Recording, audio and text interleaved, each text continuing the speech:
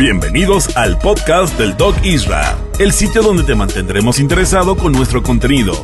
Temas de actualidad, medicina, paranormal, cultura general, con invitados y espacio musical. ¿Listo para adentrarte a un espacio de interés y con buena vibra? Entonces, abróchate tus cinturones y disfruta del podcast del Doc Isra. ¡Iniciamos! ¿Sabías que el miedo no se elimina con fuerza, sino con entendimiento?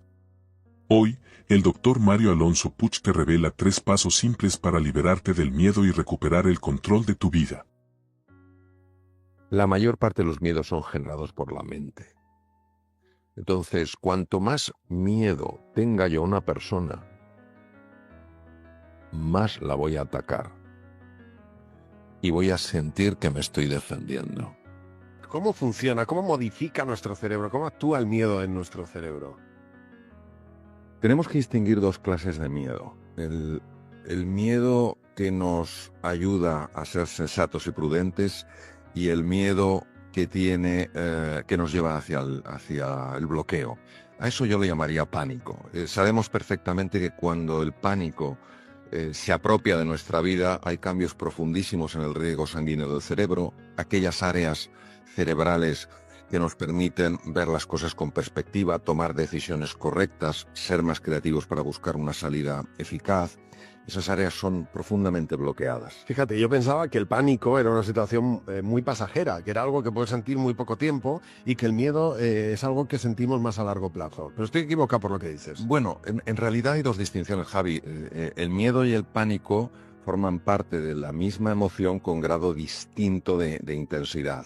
Lo que ocurre es que el miedo sostenido en el tiempo es una realidad en la vida de muchísimas personas, es decir, es el vivir asustado, y eso obviamente se paga muy seriamente no solamente en el funcionamiento del cerebro, sino también en el cuerpo. El miedo sostenido es una causa clarísima de enfermedad.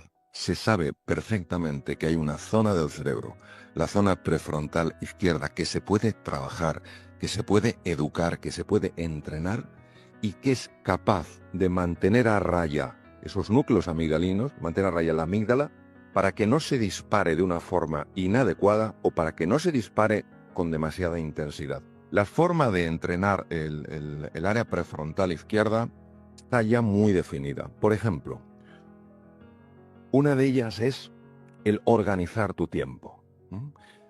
Dedicar los 10 primeros minutos del día a decidir qué va a ser lo prioritario para ti, para no verte luego inmerso en un montón de cosas que te están robando la paz. En segundo lugar, el ejercicio físico. Se sabe que el ejercicio físico tiene la capacidad de modular muchísimo la activación amigdalina para que no se produzca con tanta intensidad. La meditación entendida como un espacio de calma, de silencio, donde sencillamente te encuentras con una sensación de vacío, ausencia de pensamientos y donde existe una conexión muy profunda con tu cuerpo. Todo lo que sea la comunicación con los demás, cuando verdaderamente tienes confianza con otra persona, cuando verdaderamente puedes abrirte a otra persona, no desde la queja, no desde la protesta, sino desde la petición honesta de ayuda, porque todos necesitamos ayuda. Se sabe que el área prefrontal izquierda también se activa. También se activa cuando usas muchas más palabras positivas. Es decir, cuando cambias palabras que de entrada nos sumergen en la preocupación, en la angustia, en la desesperanza, utilizas más palabras positivas. Y también se entrena el área prefrontal izquierda cuando te acostumbras a llevar tu atención a lo que hay de bello en la vida, a lo que hay de valioso en la vida, a lo que hay de inspirador en la vida. Claro, esto pide un entrenamiento, una voluntad, un compromiso, pero hay tanto para ganar. Y hablemos de los miedos y las autolimitaciones. Hay tres sentimientos que son incluso emoción. La diferencia entre sentimiento y emoción es la emoción es un proceso corporal y el sentimiento es la percepción consciente de eso que está ocurriendo en el cuerpo.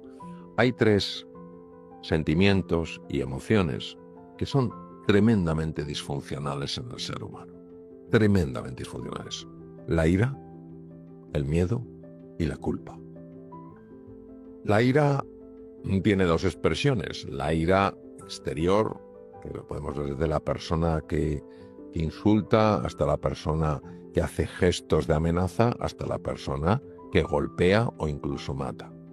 Pero hay una forma mucho más oculta, que es la ira encerrada, la ira contenida, el volcán durmiente. Y que en un momento determinado tu hijo, tu hija, tu pareja, un compañero, un amigo dice algo y saltas con una tremenda violencia, ¿no? Esa es la ira. El miedo. El miedo es una emoción que, ajustado en intensidad y en contexto, tiene todo el sentido del mundo. Si yo me voy a un parque natural en la India y no tengo precaución, sabiendo que hay serpientes cobras, sabiendo que hay tigres, sabiendo que hay leopardos, soy un insensato.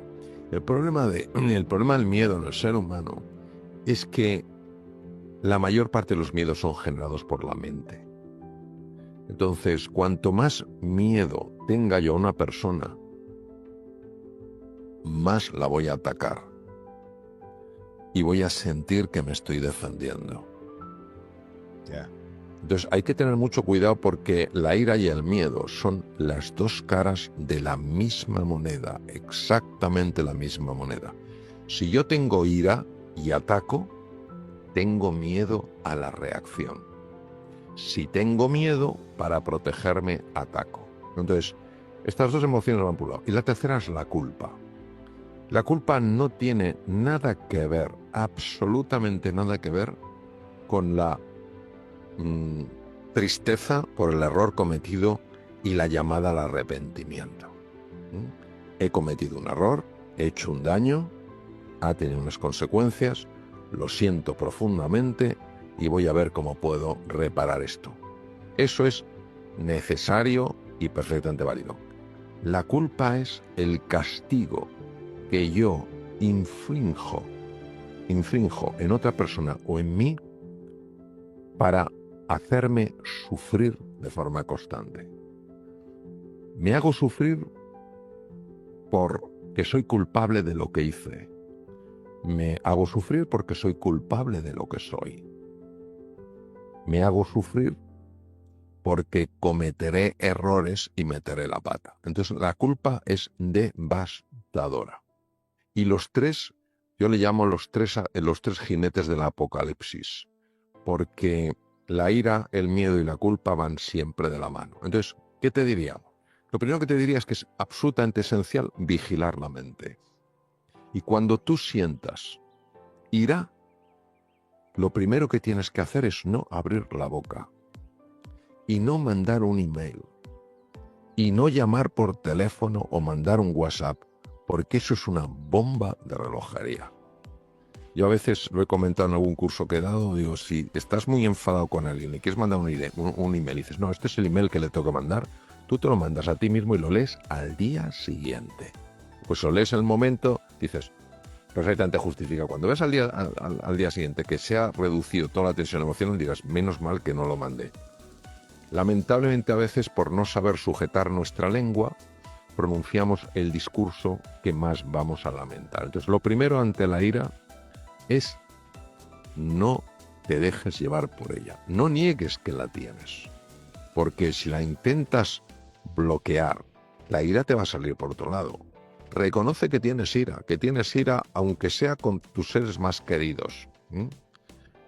Es decir, no la bloquees. En segundo lugar, no actúes en base a la ira. Tú puedes tener ira, pero tú tienes la capacidad de no responder, de no reaccionar de acuerdo a esa ira. En tercer lugar, lo que tienes que hacer es observar la ira. Tienes que desapegarte de la ira. Sé que es difícil, también sé que se puede hacer. Intenta tomar distancia y observa esa ira, cómo está afectando tu cuerpo. Notarás a lo mejor que se te contrae la mandíbula, notarás que la respiración es más torácica. Obsérvalo. El simple distanciamiento es como si le quitara potencia a esa ira. Luego toma 3 respiraciones profundas. 1, 2 o 3. Y finalmente hazte una pregunta. ¿Qué es lo más importante aquí? Y entonces descubrirás que lo más importante aquí no es reaccionar, sino responder. Como todo pide un entrenamiento, y cuanto mejor nos entrenemos, mejor vamos a poder gestionar esto. El miedo, exactamente lo mismo. La mayor parte de los miedos son absolutas creaciones de la mente para bloquearnos. Descartes, un filósofo de la talla de él, el padre de la filosofía racionalista, escribió una carta al final de su vida que decía: mi vida estuvo llena de preocupaciones, la mayor parte de las cuales jamás sucedieron. Es decir, todo lo que es la proyección de un futuro horrible, empezar a sufrir ya, esos miedos son verdaderas engaños de la mente, lo que los hindús llaman maya, ¿no? De un espejo erróneo. ¿Y qué es lo que yo recomiendo? Yo lo que recomiendo es conocer la realidad. Para conocer la realidad tenemos que dejar de juzgar y empezar a explorar. Es decir, alguien dice una cosa y ya me lleno de ira, porque he dado por hecho que lo que yo he interpretado es la única realidad. Y no es la realidad, es una realidad, la mía. Si yo en ese momento juzgo y condeno y castigo, me sale mi ira o mi miedo, porque si mi ira le afecta a otra persona a ver cómo contraataca, yo no podré conocer. Si yo tengo la humildad de decir: mi realidad no es la realidad, es una realidad. ¿Qué es lo que has querido decir? Explícamelo. Muchísimas veces nos vamos a dar cuenta que la interpretación que hemos hecho no se ajusta para nada con la intención de la persona. Y al final uno tiene que hacerse una pregunta muy sencilla. ¿Cuál es la consecuencia de la ira y el miedo en el cuerpo? Pues yo te voy a poner un ejemplo, ¿no? Conozco una persona magnífica. En un momento de ira, se quedó sin ver por un ojo. Pero de repente, lo llevaron a urgencias. Wow. Cuando me lo comentó, llevaba ya 17 operaciones por desprendimiento de retina. 17. El año operado 17. Yo no sabía que se podía operar la retina tantas veces. En un momento de ira, se te puede romper un vaso cerebral. Puedes tener un infarto de miocardio. Entonces, el propio cuerpo nos está diciendo que esas emociones, aunque nos parecen justificadas, no lo son. No lo son. Podemos establecer límites con firmeza sin tener que ser asesorados por la ira. Porque en la ira tú eres consciente de lo que dices, pero no eres consciente de cómo lo dices. Entonces yo te diría que es un entrenamiento progresivo donde todos tenemos que ir ganando habilidad. Yo el primero, nos equivocaremos, pero aprenderemos. Ahí está también la resiliencia de la que hablábamos antes. La resiliencia es: me he equivocado, pero no me voy a castigar el resto de mi vida por haberme equivocado. ¿Qué puedo aprender de esto? Voy a volver. Y mañana lo haré mejor. Y mañana, pues si reaccionaré con menos intensidad y durante menos tiempo. Y así es como vamos ganando ese espacio que se llama libertad. De una forma u otra, a lo largo de esta interesantísima conversación, creo que lo has venido diciendo, nos has venido dando ya informaciones súper valiosas al respecto. Pero me gustaría saber si tienes algo que añadir a cómo nosotros podemos cultivar mejores relaciones interpersonales, más saludables, más trascendentes, más de impacto. ¿Cómo pudiéramos realmente mejorar estas relaciones interpersonales? ¿O qué añadiría a lo que nos ha comentado hasta ahora al respecto? A mí me impresionó mucho algo que leí de San Pablo. Y decía al final: solo se os va a examinar en una asignatura, en el amor. Y yo la verdad es que me quedé muy sorprendido. Dije: oye, cantidad de cosas que te pueden examinar en la vida en el amor. Y en su canto al amor habla de la sabiduría, habla no sé qué, de dominio de las lenguas, y al final el amor. Entonces vamos a profundizar un poco en esta frase, para mí, tan sumamente acertada y profunda. El amor es el antídoto natural del miedo. ¿Por qué? Porque cuando tú amas a una persona, no la tienes miedo. Y porque cuando una persona te tiene miedo, pero se siente amada por ti, deja de tener miedo. Entonces, ¿de qué amor estamos hablando? No estamos hablando del amor como lo entendemos las personas, de forma que es un intercambio. Yo te amo si eres como yo quiero que seas. O me correspondes. O, claro, yo te amo si tú me correspondes. O cosas tan horribles que se oyen a veces, fruto de nuestra ignorancia, nuestra maldad. Si eres así, Dios no te va a querer.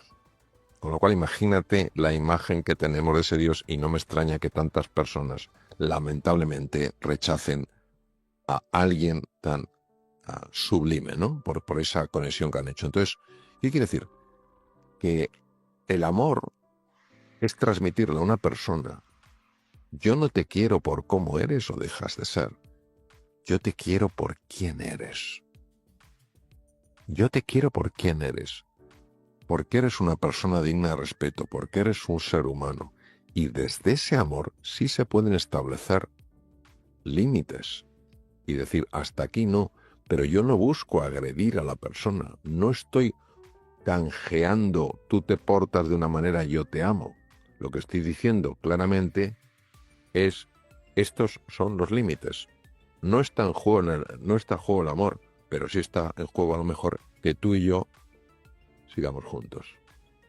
¿Y qué rol juega en todo esto la autocompasión y el autocuidado? Es decir, cómo nosotros, primero, qué importancia tienen para ti ambos términos, pero aparte de eso, cómo impacta realmente en nuestra trascendencia, nuestro manejo de niveles de estrés, nuestra resiliencia. Hablamos un poquito respecto a estos aspectos. Bien. Toda la autocompasión. Sí, vamos a ver. Primero tenemos que entender qué es la compasión, porque la compasión tiene muy mala prensa. En una ocasión, un director general de una empresa me dijo: Mario, yo no puedo tener compasión porque tengo 2.000 personas. Y me dejó bastante descolocado. La compasión tiene dos connotaciones negativas y erróneas en relación a lo que significa compasión. La primera connotación errónea es que la persona compasiva es una persona blanda, que todo lo deja pasar. Iba a decir debilidad. Entonces, claro, se asocia a una debilidad. Es curioso porque en el taoísmo la compasión tiene un componente yin y un componente yang. El componente yin es el abrazo maternal y el componente yang es la firmeza. Pero tú eres firme estableciendo los límites, pero lo haces con amabilidad, no lo haces con dureza. La compasión significa exactamente lo siguiente. Primero, entiendo que estás sufriendo. Para eso tiene que haber, previo a la compasión, tiene que haber empatía. No puede haber compasión si no hay empatía. Es decir, entiendo que estás sufriendo. No me lo dices, pero yo capto que estás sufriendo. Número 2, tu sufrimiento no es, para mí, indiferente. En tercer lugar, quiero ayudarte a reducir ese sufrimiento. Esa es la compasión. Pero fíjate qué bonito, Ney, que la compasión se diferencia radicalmente de la lástima, en que en la lástima yo me siento superior a una persona, mientras que en la compasión yo me siento exactamente igual a esa persona. Entonces, cuando la compasión se pone en marcha, uno no se ve como inferior a la otra persona, sino como cercano, como alguien que quiere compartir destino contigo. Entonces, la compasión es importantísimo desarrollarla, porque es el bálsamo que cura un montón de heridas. Respecto del autocuidado. El autocuidado brilla por su ausencia, entre otras cosas, porque fíjate, antes hablábamos de la ira, del miedo y de la culpa. Fíjate qué curioso, muchas personas, si se cuidan, se sienten culpables, porque asociamos erróneamente cuidarse con ser egoísta. Y esto lo he visto yo especialmente frecuente con mujeres, que si van al gimnasio, que si se cuidan, que tal cual, son egoístas porque tendría que estar en casa. No, todo el mundo necesita cuidarse. Hemos visto que la falta de cuidado favorece el estrés crónico. Entonces, ¿cuidarse qué es? Cuidarse es quererse, es respetarse y es valorarse. ¿Eso qué quiere decir? Quiere decir que si tengo que cuidar mi cuerpo, tengo que respetar mi cuerpo y tengo que valorarlo. Yo no puedo meterle basura. Lo mismo que no dejaría que echaran un cubo de basura en el salón más bonito de mi casa, en la habitación más bonita de mi casa. No lo permitiría. Entonces, lo primero es que tengo que tener cuidado con lo que como. O sea, yo me acuerdo una vez, estaba en Asia, me fui a comer unas galletas, tenía un hambre horrible, y las galletas miré y vi que tenían grasas trans. Las grasas trans están prohibidas, son tóxicas. Chico, pues cuidado, a la basura, y me aguanto con mi hambre. Entonces, cuidado, si veo que el ejercicio físico yo lo necesito porque pierdo masa muscular, las articulaciones sufren, el corazón sufre, etcétera, cuidarse implica querer mi cuerpo, pero también cuidarse implica querer mi dimensión psicológica, mi dimensión mental. Si yo me estoy castigando constantemente, me estoy recriminando todas las cosas que hago mal, si no soy capaz de reconocerme nada de lo que hago bien, si siempre estoy acusándome y declarándome culpable, ¿dónde está ese cuidado de la mente? Me convierto en mi peor enemigo. Y luego cuidarse también es la dimensión más espiritual, más anímica, es decir, cuidarse también implica buscar esa reconexión con el misterio, con la naturaleza, con los demás. Entonces, ¿por qué muchas veces no nos cuidamos? Primero porque no somos realmente conscientes de las consecuencias de no cuidarse. Siempre le va a pasar al vecino. A mí esto no me va a pasar. Eso es lo primero. Y en segundo lugar, Ney, porque realmente no nos queremos. Nos aguantamos. Fíjate lo que dijo Blaise Pascal en el siglo XVII, el gran filósofo francés. Dijo: descubierto el origen de la infelicidad del ser humano. Toma ya. Su incapacidad para mantenerse solo en una habitación.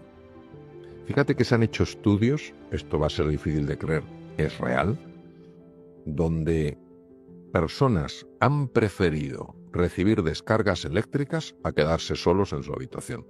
Si te das cuenta hoy en día, el nivel de distracción que hay, ¿por qué hay tanto nivel de distracción? ¿Por qué necesito distraerme cada 2x3?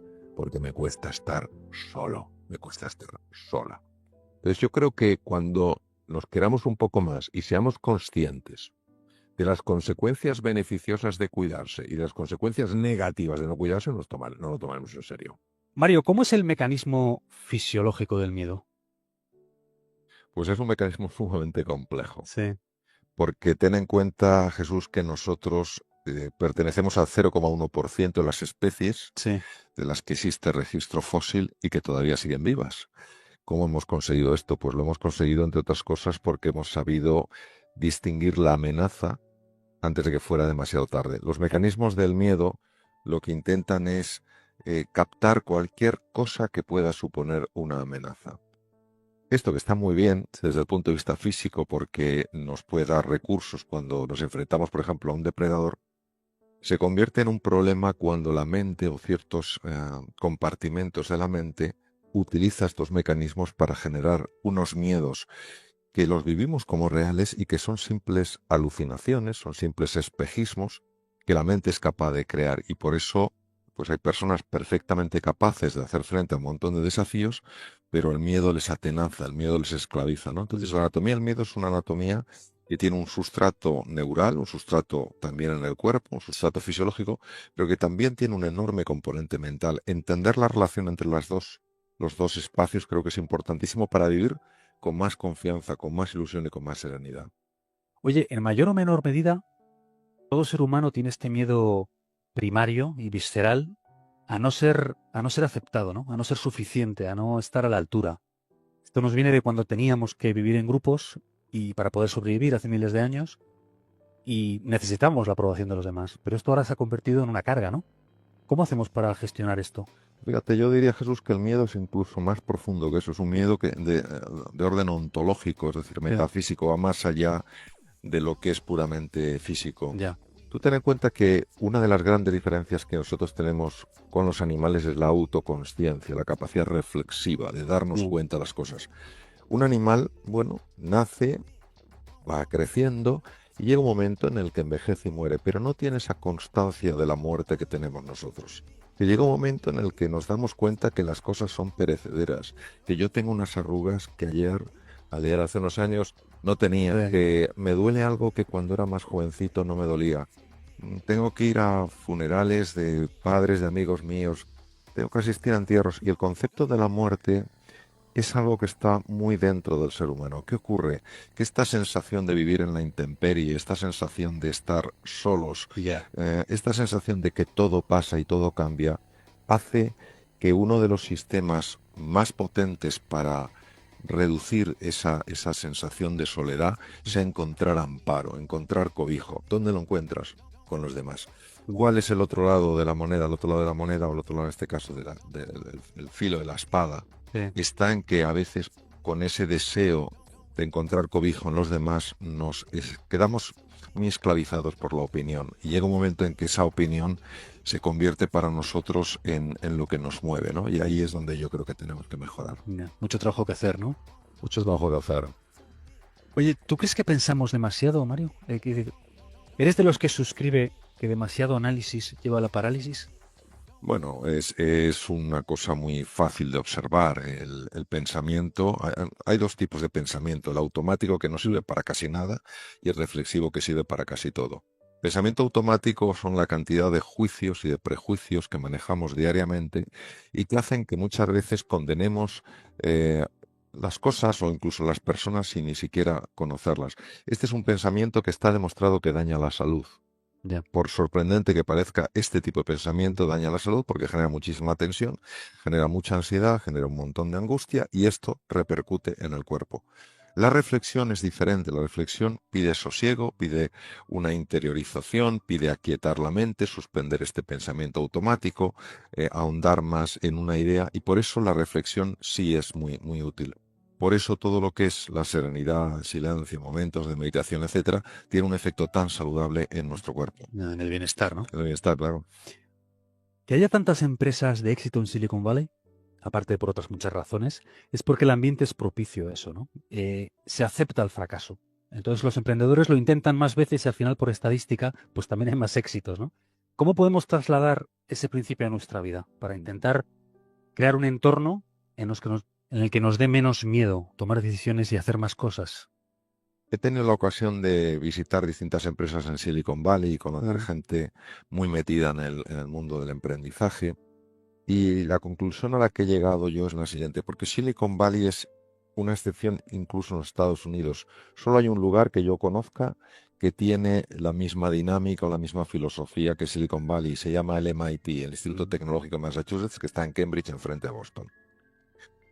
Para mí, ¿cuál es la fórmula de éxito? La fórmula de éxito tiene unos ingredientes muy sencillos. Lo que pasa es que no son fáciles de aplicar. El primero, como muy bien decías tú, Jesús, es una relación con el fracaso radicalmente distinta a la que tenemos, por ejemplo, en Europa.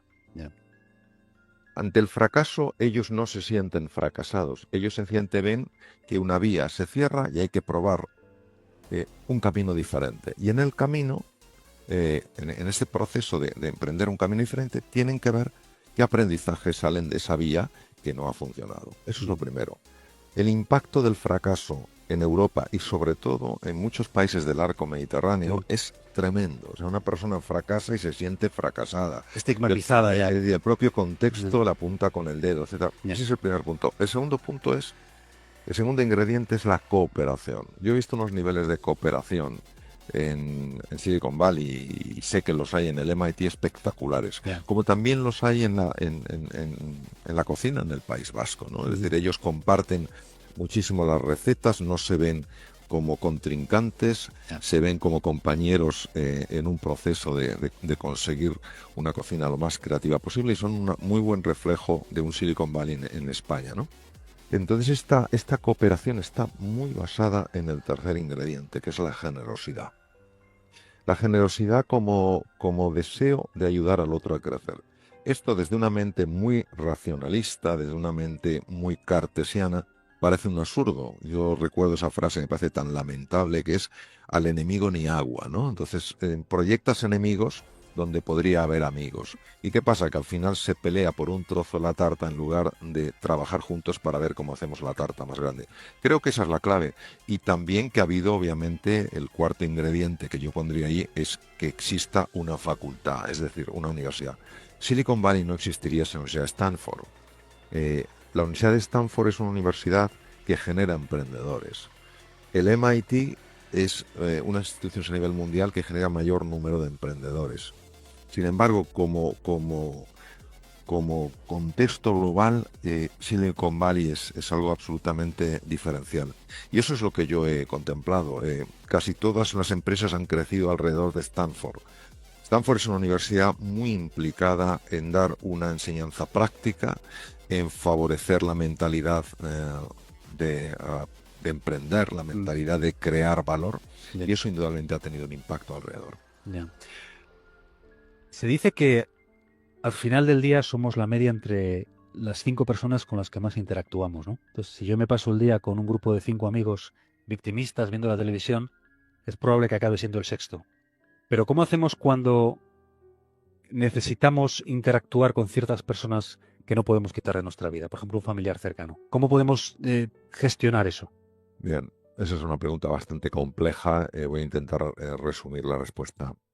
No sé si son 5, 6 o 10 las personas que de alguna manera nos impactan tanto, pero no cabe duda que es así. Y es así, entre otras cosas, por el descubrimiento hace unos años, en la Universidad de Parma, en el norte de Italia, cerca de Milán, de las neuronas espejo. Neuronas que son capaces de reproducir en nosotros el estado emocional de otra persona. Cuando tú estás rodeado de personas que tienden a ver la vida de una forma muy negativa, muy pesimista, por vía inconsciente, sin que tú te des cuenta, a ti eso te va afectando. Entonces, esa es una de las razones por las que es tan importante rodearse de gente positiva.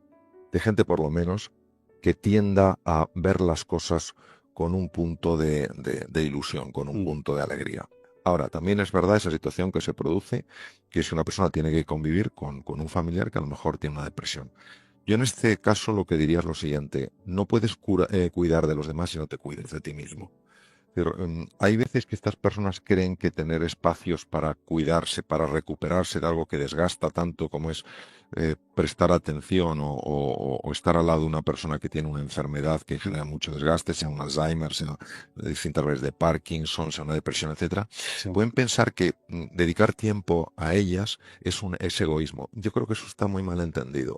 Tú no puedes cuidar a los demás si estás lleno de frustración, si estás agotado, si estás que no puedes más. Entonces, yo lo que haría sería eso, es decir, asumir que esta es una prueba de amor, tener que cuidar de una persona que en ese momento necesita que se la quiera, cuando a lo mejor hace lo opuesto que nos gustaría que hiciera, y a veces protesta y nada es suficiente.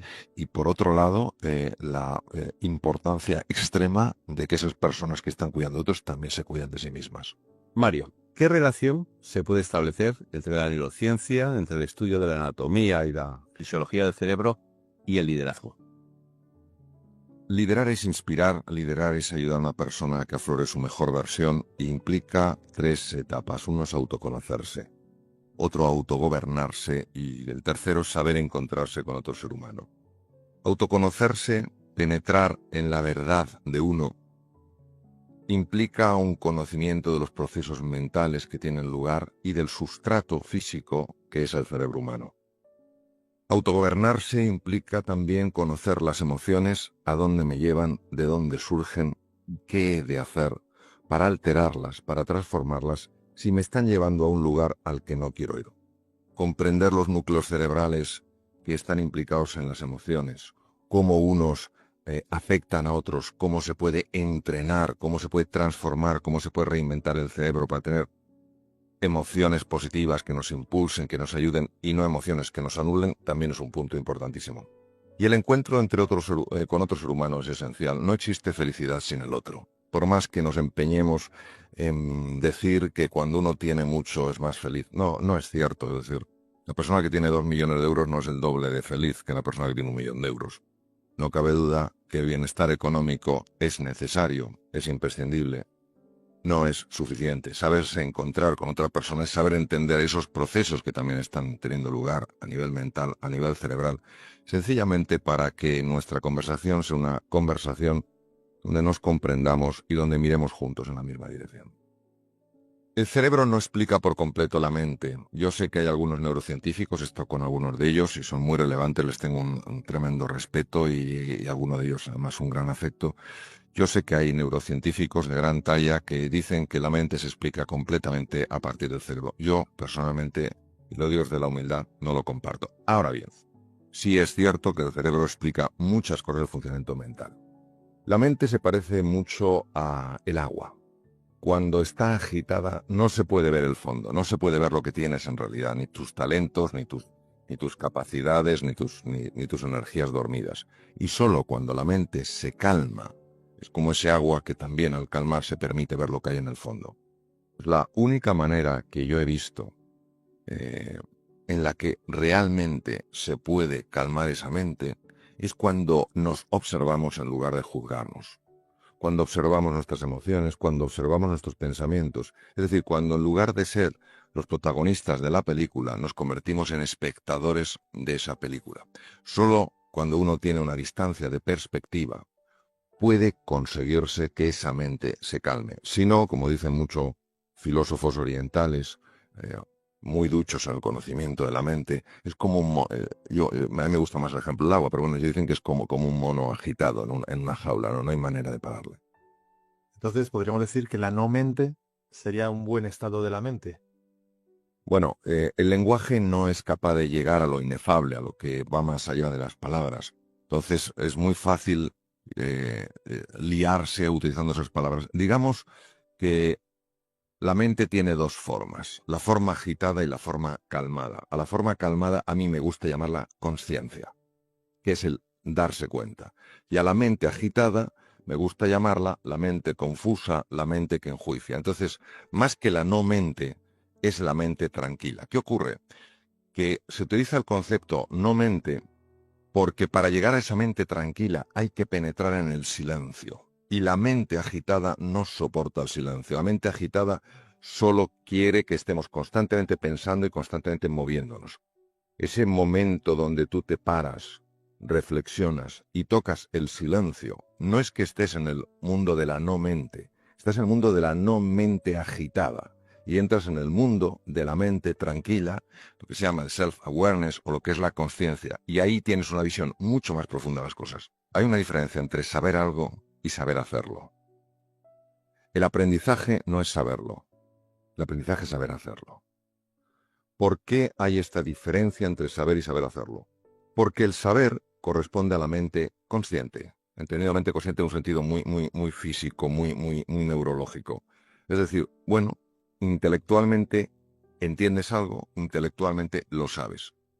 Cuando ese conocimiento se convierte en comprensión profunda, ya no es parte de lo que sabes, es parte de lo que eres. Y efectivamente, para que eso sea así, tiene que ser recogido, asimilado, digerido por una parte que está más allá de la conciencia ordinaria y que en términos generales se llama inconsciente o subconsciente. Bien. No podemos decir el número de datos que procesa el inconsciente. No lo podemos precisamente por eso, por lo escurridizo que es. Sí, obviamente teniendo en cuenta la cantidad de información que le tiene que llegar por los sentidos y la forma tan rápida en la que procesa, de tal manera que tenemos una reacción inmediata ante un peligro, etcétera, no cabe duda que el número de datos que procesa tiene que ser absolutamente fabuloso. ¿Cómo sacar partido al inconsciente? Vamos a ver, para poder sacar partido al inconsciente hay que ser capaz de influir en el inconsciente. Los sistemas para influir en el inconsciente son diferentes de los sistemas para influir en el consciente. Al inconsciente solo se le influye, al menos desde mi conocimiento, desde mi experiencia, de dos formas, o con imágenes o con emociones. Cuando usamos la imaginación y las emociones de una forma conjunta, el inconsciente siempre lo recoge. Es decir, al inconsciente no se llega con conocimientos, se llega con experiencias. Si en una clase se está transmitiendo un concepto, por ejemplo, el concepto de la importancia de la escucha, y dedicas 2 horas a explicar el concepto, la persona puede conocerlo perfectamente, salir de ahí y escuchar igual de mal que escuchaba antes. Pero si se genera en esa clase una experiencia en la que las emociones, las imágenes, de alguna manera se conecten y esa persona tenga una experiencia de lo que es escuchar y sentirse escuchado, cuando esa persona sale de ahí, ya lo tiene incorporado, ya lo vive. No cabe duda que los viejos patrones que dificultan que escuchemos van a intentar que eso se convierta en una experiencia fugaz. Es ahí, desde esa primera experiencia potente, muy intensa de la importancia de la escucha, cuando uno tiene que hacer un trabajo constante, pequeño, más diario, para ir afianzando eso. Porque sabemos que a nivel físico son circuitos neurales. se abren nuevas conexiones, se generan también nuevas conexiones entre las neuronas, pero para que esas conexiones se mantengan estables, para que se afiancen, hay que hacer un trabajo constante, un trabajo sostenido, una vez que se ha descubierto, porque se ha vivido, la importancia de eso que se ha aprendido. En tu libro Reinventarse mencionas que para ayudar a mantener una buena atención es conveniente proporcionar al cerebro oxígeno, glucosa, creo. ¿Cómo y en qué dosis? Si es que puede hablarse de esto. El dominio de la atención puede ser incluso más importante que la inteligencia que una persona tenga. Saber concentrar la atención en lo relevante y alejarse de tontunas y de distracciones es lo que permite realmente que el aprendizaje tenga lugar. La atención hay varias formas de cultivarla. Es un entrenamiento diario. Una de las formas más potentes que se ha encontrado es lo que se llama mindfulness o atención plena. El mindfulness sencillamente es que tu atención deje de estar atrapada con esa jaula de grillos que son nuestros pensamientos automáticos y se concentre en una parte del cuerpo, la que sea, la respiración, la pierna, el dedo, lo que quieras. Este ejercicio de la atención es muy, muy importante y ayuda muchísimo en la vida. Segundo tema es efectivamente el tema de la nutrición. Daré eso una pincelada por temas de tiempo. El cerebro solo puede consumir, salvo periodos de ayuno muy prolongado, que son rarísimos, solo puede consumir glucosa y oxígeno. La glucosa hay que dársela al cerebro de una forma continua, no a golpes, no tomarse 27 croissants por la mañana, no sé cuánto por la comida y tal la cena. Hay que comer entre 5 o 6 veces y fundamentalmente hidratos de carbono que liberen el azúcar de una forma progresiva, no en picos. Es decir, todo lo que sea integral, todo lo que sean vegetales, todo lo que sean frutas de bajo índice glicémico, véase manzanas, véase kiwis, véase naranjas, tienen la capacidad de mantener estable el nivel de glucosa y es muy importante. En tercer lugar, para mantener la atención es esencial dormir de forma constante un mínimo de 7 horas, entre 7 y 8 horas. El ideal son 8, los niños un poco más, 7 horas. Cuando baja el sueño, cuando reducimos las horas de sueño, supuestamente en beneficio de la eficacia, la atención baja radicalmente. Y hay otro punto que sí me gustaría añadir y con esto finalizar esta pincelada, el ejercicio físico. El ejercicio físico es muy, muy importante porque mejora clarísimamente la atención. ¿Por qué? Porque entre otras cosas el ejercicio físico libera una hormona que se llama dopamina. La dopamina es producida por algunos núcleos como el núcleo accumbens y es fundamental no para prestar en un momento determinado la atención, sino para sostener la atención. Muchas veces te he oído hablar en conferencias, en ponencias, la recomendación de andar a un ritmo bastante razonable, bastante bueno, al menos 30 minutos, creo que eran 2 o 3 veces por semana, porque ayudaba a mejorar algo el cerebro. ¿Podrías hablarnos algo más de esta parte? Sí, vamos a ver. En la Academia de Platón hace 25 siglos era fundamental el ejercicio físico, fundamental. El famoso mens sana in corpore sano, hablan de esta relación a nivel intuitivo, no a nivel científico, a nivel intuitivo la relación que hay entre mente y cuerpo. Hoy sabemos que el ser humano cuando cae en el sedentarismo perjudica, daña a su cerebro. Pues es tan importante que los niños hagan ejercicio físico.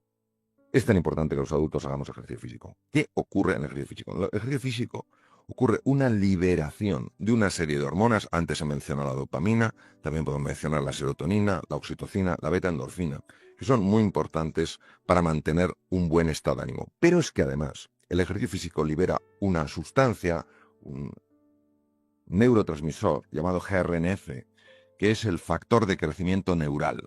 Es decir, esa neuroplasticidad de la que hemos hablado antes, esa capacidad de formar nuevas conexiones, que nos convierte en personas más inteligentes, más creativas, es favorecida por una serie de sustancias que se segregan en el cerebro. El GNRF segregado en el cerebro es una consecuencia directa del ejercicio físico. El tema del tiempo. Vamos a ver. Ante el ejercicio físico muchas personas sienten repelús, o porque no les apetece o porque creen que es inabordable. Una combinación de estudios desde la neurociencia y la Sociedad Norteamericana de Cardiología lo que han venido a decir lo siguiente. Vamos a ver, si usted 5 días a la semana, durante 30 minutos cada día, que lo puede dividir en 3 periodos de 10 minutos, camina a suficiente velocidad como para que el corazón y el pulmón vayan un poquito más deprisa, usted obtiene beneficios claros en su salud, en su funcionamiento mental, incluso, por ejemplo, una cosa interesantísima, el funcionamiento del sistema de defensa, el sistema inmunológico. Ahora bien, ¿quiere eso decir que si yo no hago eso no tengo beneficios? No. Lo que pasa es que estudios científicos son muy complejos y entonces se quedan en un punto, ya no bajan más allá porque tendrían que añadir nuevas mediciones súper complejas. Entonces, si hace 5 minutos al día andando deprisa, desde luego es mucho mejor que si no hace nada. 1 minuto andando deprisa, 1 minuto. Verá cómo ese minuto se convierte en 5 minutos. Los 5 minutos se convierten en 10 minutos. Y los 10 minutos al final se convierten en media hora. Y cuando una persona note que está muchísimo mejor, lo normal es que no lo deje. Estamos en una emisora de radio. No me resisto a hacer una pregunta. Una de las claves del liderazgo, Mario, es la capacidad de comunicar. ¿Qué aporta la neurociencia a la hora de mejorar esa capacidad de comunicación? Bueno, la neurociencia, por ejemplo, aporta los descubrimientos de Rizzolatti y Fogaccia hace 12 años en la Universidad de Parma, las neuronas espejo. Es decir, vamos a ver, cuando nosotros comunicamos, no necesariamente conectamos. Comunicar no es conectar, lo importante no es comunicar, lo importante es conectar con el mundo de la otra persona. Entonces, nosotros mandamos 2 tipos de mensajes. Uno es las palabras, que son interpretadas por el hemisferio izquierdo del cerebro de la otra persona. Y la otra es el tono emocional, el tono con el que pronunciamos esas palabras, los gestos, el movimiento de las manos. Eso se llama lenguaje no verbal. El lenguaje no verbal es procesado por el lado derecho del cerebro, por el hemisferio derecho. ¿Qué ocurre? Pues que la otra persona está sintiendo algo que va más allá de las palabras. Está sintiendo si realmente ella para nosotros es importante. Está sintiendo si ella puede confiar en nosotros o no. Si la respuesta a eso es que sí, que esa persona siente que para nosotros ella es importante y siente que se puede fiar en nosotros, entonces se produce un fenómeno llamado influencia. Y entonces estamos conectando. Pero si la persona en su interior siente que lo que nos importa es venderle el producto, no hacerle ver el beneficio que tiene para ella, o que tampoco se puede fiar para nosotros, podemos hablar lo que queramos. No llegaremos nunca.